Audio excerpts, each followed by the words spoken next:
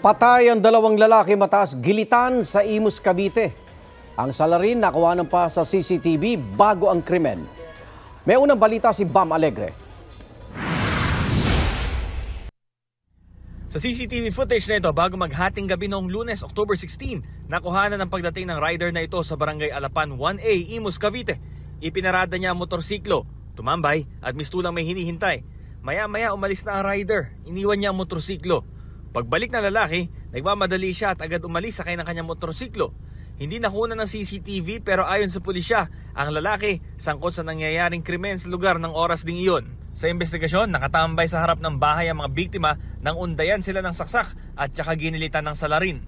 Ayon po doon sa ating mga CCTV, yun po ang pinagmulaan natin ng investigation ng kasong ito. Ito pong suspect, talaga pong parang inantayan pa niya talaga po na umalis yung mga tao na kasamahan ni Ryan at saka ni Orlando doon sa area bago niya isagawa itong krimen. Tumambay muna po siya doon, tumigil po siya, iniwan po niya na makasilip na po ng pagkakataon, iniwan po niya ang motor, nagpunta siya doon sa area.